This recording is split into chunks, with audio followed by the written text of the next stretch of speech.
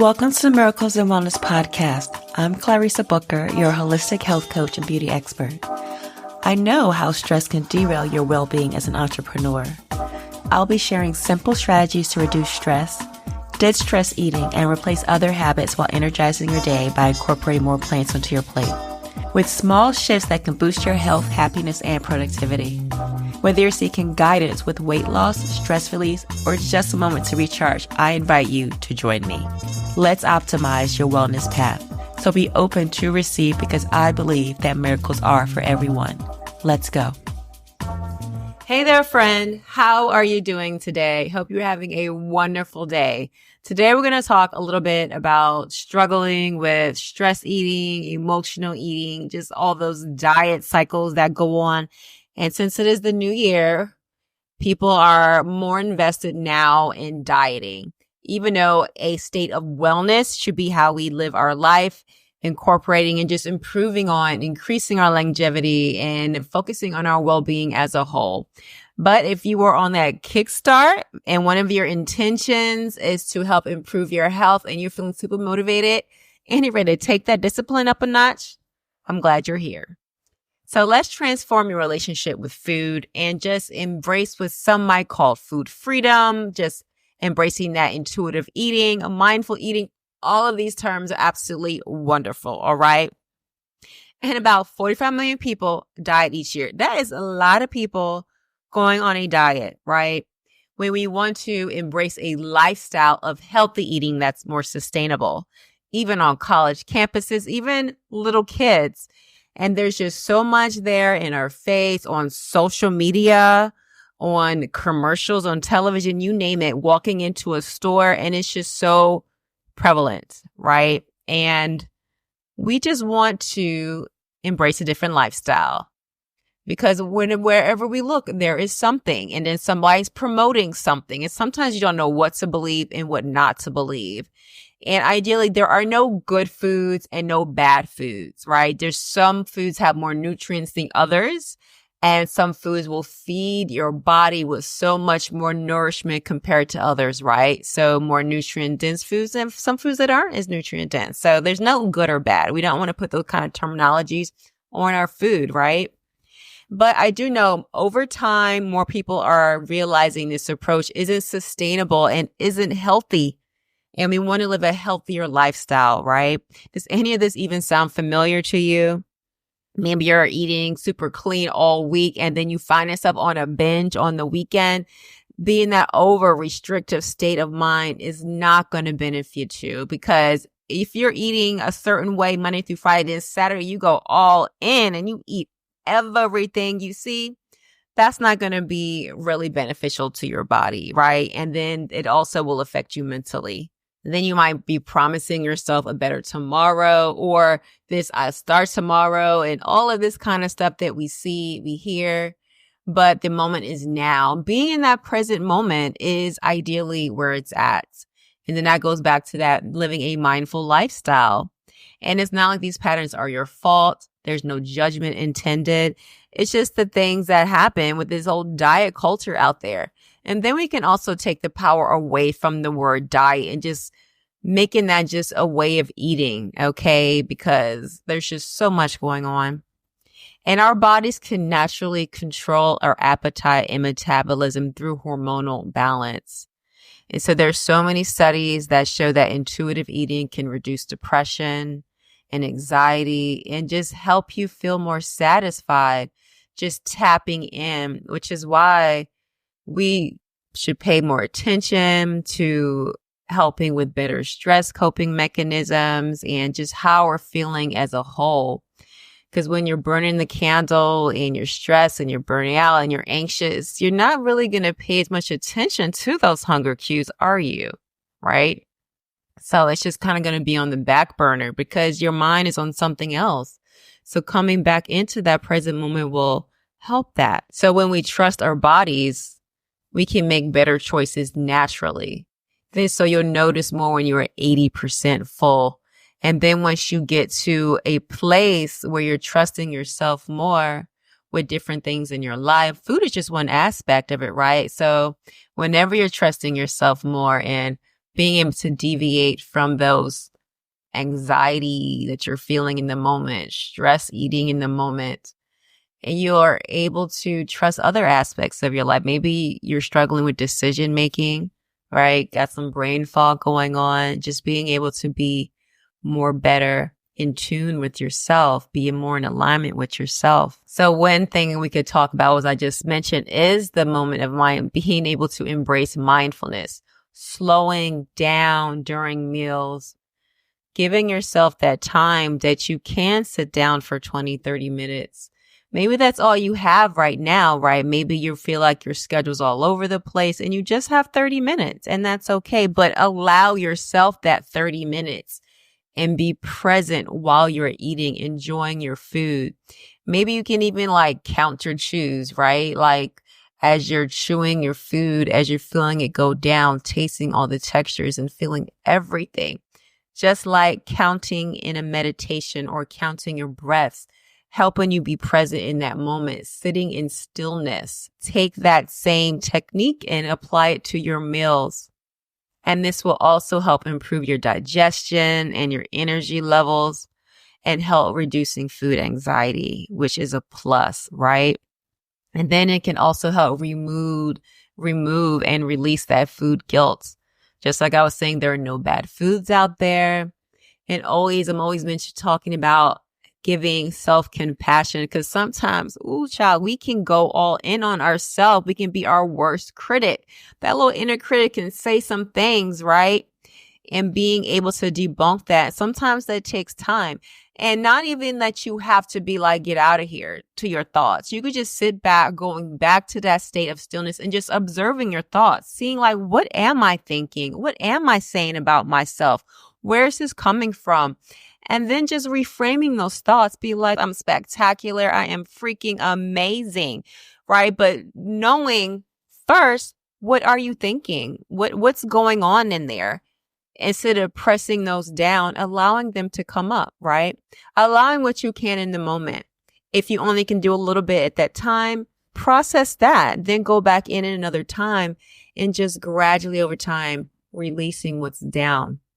Because when we stuff it down, it's just stuffed down. Nothing is gone. So allowing it to come up and feel, we can heal, right?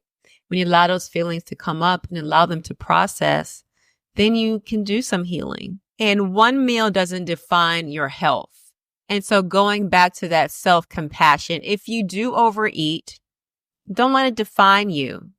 It does not define who you are. You just had a moment. Just pick right back up again and start back over. Just keep going, right? And just shifting that from restriction to balance. We are all about balance over here, right? And just removing all those restrictions, right? Just like I talked about, resolutions, right? That stuff adds so much restriction on you. And that alone can call you feeling kind of overwhelmed and suffocated if you do it too much. So we want to include foods that nourish our body and that satisfy you, which is why adding more plant-based foods onto your plate is simply amazing, because you nourish your body. You help heal your body. If you have a health condition, it helps you heal, right? So remembering that the restrictions can lead to the cravings and the overeating, because then depending also on what you're eating, your body is still looking for those nutrients, right? And then you just wind up overeating, just like the chips or the cookies, right? You just, I'm going to eat that just one. That one, it turns into all the bags, right? Because your body's not getting in any nutrients.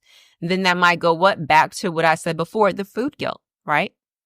So allowing yourself to feel a bit more free, right? And then going into that is the intuitive eating, just trusting your body's signals, eating when you are hungry. So checking in with yourself before you start eating, for one. Am I really hungry? What do I really feel like eating? Is it food that I desire right now? Or is it that I just need to rest? Am I tired? Am I exhausted? Is something bothering me? Let me just check in, just checking in, right? And being able to stop when you are about 80% full. So when you are giving yourself that time to set aside, you might notice that sometimes you just kind of stop eating, right? You're full. You're satisfied in that moment. You reach satiety. And it's okay to stop. You do not have to finish your plate. It is okay. You leaving food on your plate is perfectly fine. That's you nourishing yourself, caring for yourself, knowing that it's okay that you didn't finish. You could eat it later or not, whatever feels good to you. Knowing how you feel in that moment and honoring yourself, honoring your body, and just being true to self. Because restrictive eating can impact our mental health, that guilt and that shame. So having a more positive relationship is more beneficial to us, and it can help us create those sustainable habits, right? And having a healthier way to cope. Which goes back to, what are you doing when you're feeling stressed or anxious? What routines do you have set up for yourself? Creating that. And you also can create a supportive environment. So making sure you have nutritious food readily available for you. If you know that you have a tendency to eat cookies, for example, I'm not picking on cookies today. It just seems to be what's coming up. Then don't have cookies in the house. And if you say you have other people that live there, they like cookies, you're actually helping them out as well.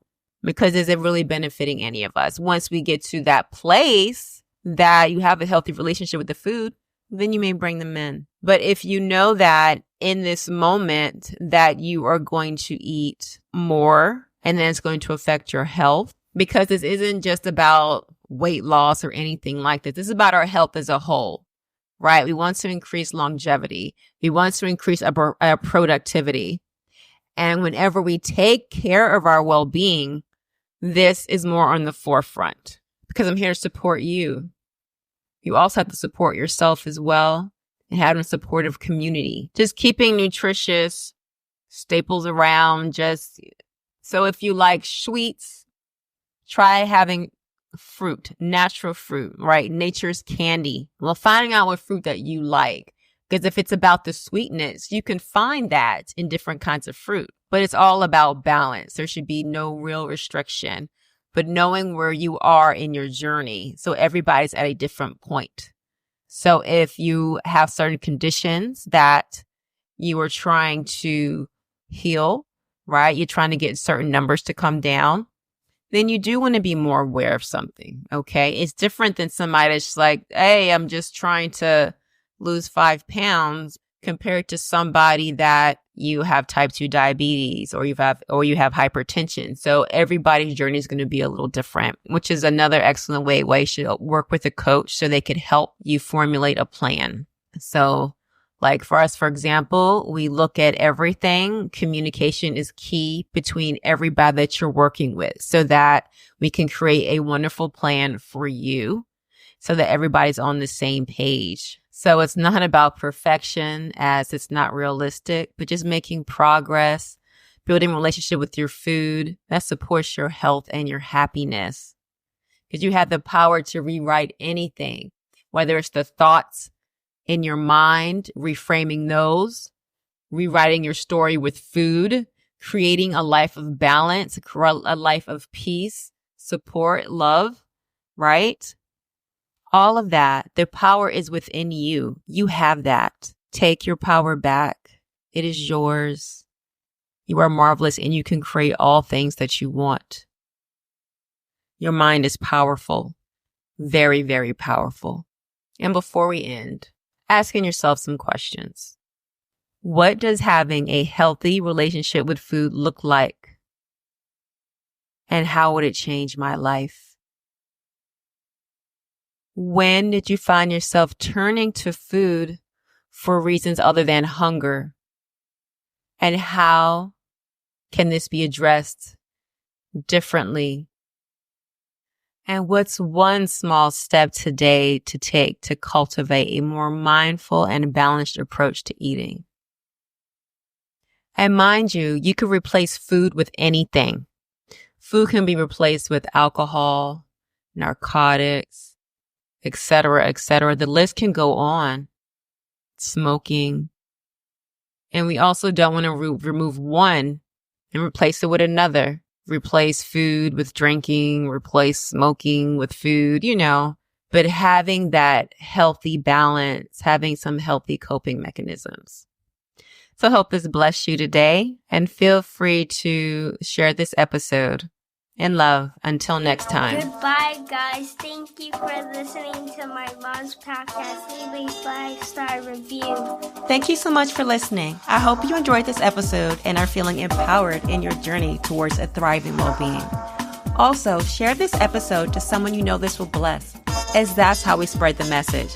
And don't forget just to take 30 seconds to leave a written review on Apple Podcasts by scrolling down the show page and clicking write a review, because it also helps us grow. I appreciate you taking the time to show us support.